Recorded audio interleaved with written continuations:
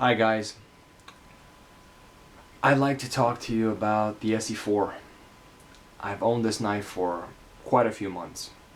I have taken the knife out, I have tested it, I have batoned with it, cross grain, I have split wood with it, I have made feather sticks and used it as a general camp knife, and did some food prep with it.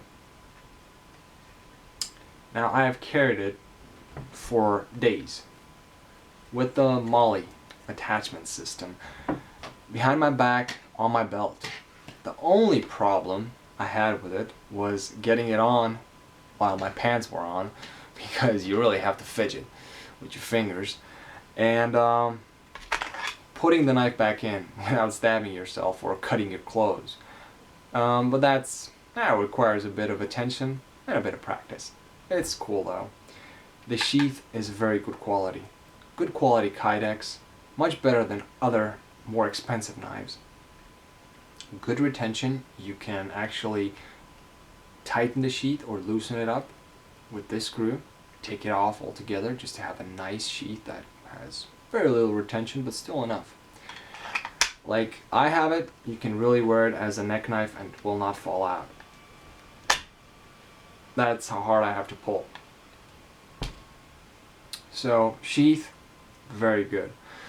Incidentally, the backing that comes with the sheath fits perfectly on the Bravo 1. I didn't have any screws left, so I just tied some paracord, but it is very, very nice backing. Very, very rigid.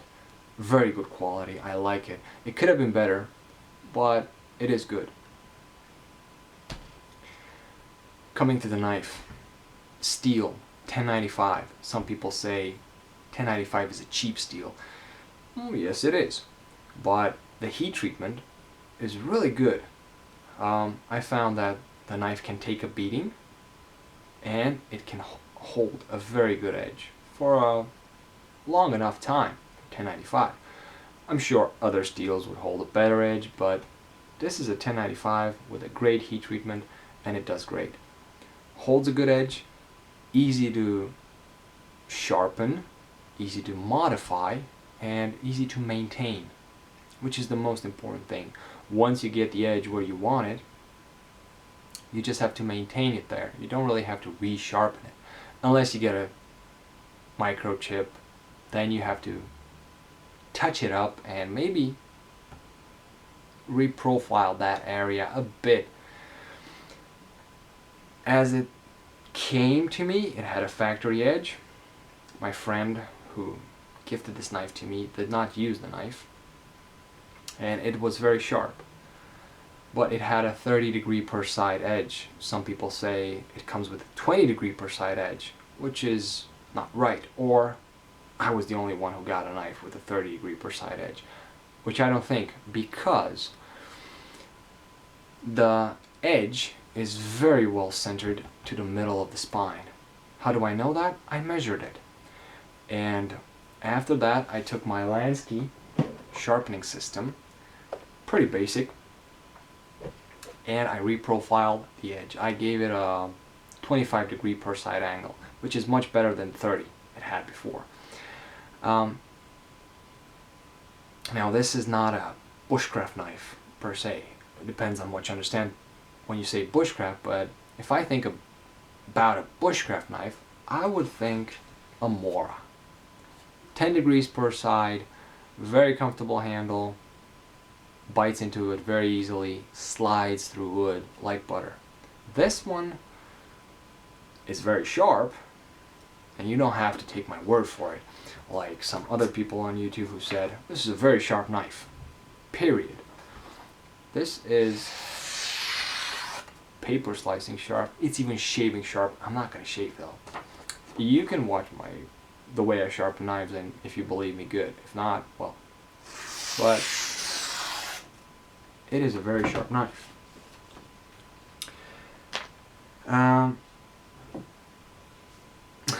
Well, like I said, maintenance comes pretty easy. You can do that with a strop if you have one in the field. If not, you can get yourself one of these DC4 stones. Not the best thing on the market, but decent. And the ceramic side does a great thing on the edge.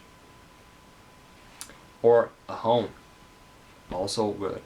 If you take care of your edge every few hours after working, you can have this knife sharp with a ceramic stone or a little hone for a very long time until you actually need to take out chips. But I got no chips in this knife, and you can watch my testing videos of this knife on my other channel, see how it did. The choil is good. It does not cut you. Although this edge is sharp here, it goes in this angle outwards. So no matter how hard I squeeze, my camera doesn't really have a macro one, but you can see me squeezing. It does not cut me. The only problem is if you want to use it like this and make wood shavings or feather sticks, the spine will bother you. It will bite into your skin right here and it'll hurt. Gloves are very good if you want to work with this knife because the handle is so thin. It has a good grippiness to it. You know, micarta is good. When it gets wet, it absorbs a bit of water and it's even grippier.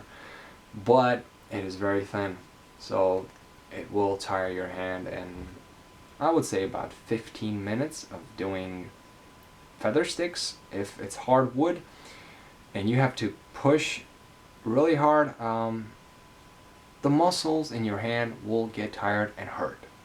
Blisters, I haven't gotten them so far. Maybe I didn't work with it enough just doing hard cuts, but you watch my videos testing the knife and you tell me. The shape of the blade I think is great. I think it's beautiful. This is a heavy knife, however, and not a light bushcraft knife like a Mora. The thickness of it is 4.7 millimeters. I think that is 3/16 of an inch. And the cutting edge is 4 inches. That's 100 millimeters. That's why it's the ESEE 4. The handle, I hear it's not skeletonized. I haven't unscrewed the slabs, but you can do it.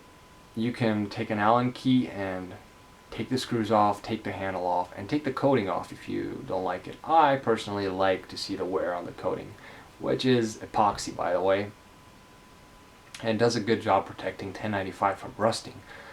Now, do you need the coating there?